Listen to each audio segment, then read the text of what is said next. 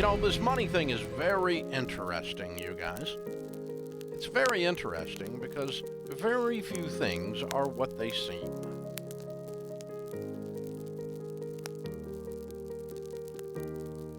As you get older and uglier like me, and my ears continue to grow, as I do that, I am more and more amazed at how dumb I was and how I really didn't understand that very few people who look like they have money actually do. The huge car, expensive car, the vastly expensive purse, the vastly expensive vacation on Instagram, the vastly expensive fill in the blank, are very seldom actual indicators of wealth. Particularly the first level of wealth. I would call the first level of wealth your first $10 million. You have a net worth of $1 to $10 million. The average person in that category is not average to start with. They're way above average, but the typical person, I guess you should say, typical family that has a $1 to $10 million net worth is very understated. They buy their clothes at unimpressive places and they're unimpressive clothes. They enjoy nice vacations, but they seldom post them for you to see on Instagram because they didn't take you on vacation. They wanted to go on vacation. The Christmas presents around the tree are very reasonable. The car that they drive is understated and the valet is seldom impressed until he gets the tip. It's usually a used Camry or a nice used Honda or a nice old pickup truck of some kind. Because the people that achieve that first layer of wealth, that $1 to $10 million, the way they did it is they didn't do it for you. They're not mad at you, but they don't care what you think. They were not living their life to impress others. They loved their life, not yours. They were not trying to emulate or be the Joneses. They just didn't care what you thought. There's a real thing that says when you quit worrying about what people think and you're actually living life for you and your family, and that causes you to make completely different purchases and live a completely different lifestyle. One of the greatest compliments I had was I had a very important gentleman who was a top-level corporate executive with one of the major companies in our area come to visit us one night at our home, and he said, "I was interested to meet you." He said, "I've been checking you out. I've been asking around town, around Nashville, about Dave Ramsey." And he said, "You know what I always hear?" I said, "I'll be interested to hear that. That'll be interesting." You know what? That you're unassuming. It's kind of a nice compliment. It's another way of saying I don't really do stuff for what you think. I get to do a lot of nice things, but I'm really not doing any of them for you.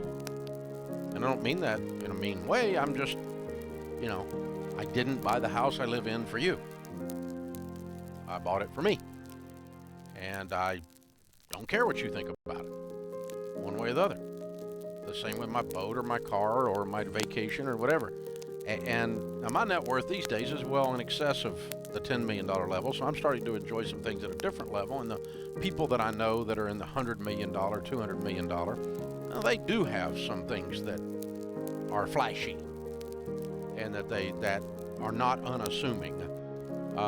That they do because they can afford it. It's a very small percentage of their world. I've got a friend who's worth about $200 million. He bought his wife a $5,000 Coach purse, which my brain from Antioch, Tennessee, I couldn't even get my head around the idea of doing that until I did it for my wife later. But I mean, but it blew my mind that somebody would pay that for a purse. I still don't understand it, but it's just SWI. Sharon wants it. So, but the thing I realized, it's an Uber. Who should ever spend that on a purse? Well, nobody should probably, but The truth is, it's such a small percentage of that guy's world. He's got $100 million, $200 million. $5,000 isn't spit. It's not even, it's not like you. It's like you buying a biscuit, right? It doesn't even come up. And so it's ratios at that point. But what my point is the first level of wealth, not the guy with 100 million or 200 million, or the gal that's a billionaire or something like that. That's a different world. And that's a different kind of spending and a different kind of lifestyle, because when they buy a jet, it's a smaller percentage of their world than it is than when most people buy a car, right?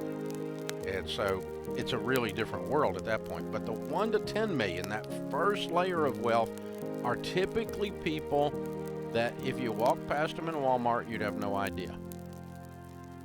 We were walking out of a church that I was speaking in Orlando, Florida the other day, and I walked past this guy, tall and slender, gray hair, I'm guessing 65 years old, blue jeans that are pressed with a crease down the middle, really nice cowboy boots, and a big Texas belt on, and a pressed shirt. I mean, he looked like $1 million. He's wearing blue jeans and cowboy boots. But as I walked past him, I told one of my guys, I said, that's everyday millionaire. I could spot him now. Because he looks like just a guy with some jeans and boots on. But they were very nice, and it was clean and pressed, and, he took care of himself, obviously. He'd had a haircut, razor had met his face, all that kind of stuff. And so that kind of thing, it just, but you could tell. Even though there was nothing flashy, he was just still put together. You could feel, I can feel them. I can feel the everyday millionaires now. Not all of them, but I've just met so many of them over the decades of doing this and working with you. So my point is, my friend Tom Stanley, who wrote the book Millionaire Next Door, wrote another book later called Stop Acting Rich. That's a great thing to do. Act your freaking wage. Act your wage. Stop buying stuff you can't afford with money you don't have to impress people you don't even really like.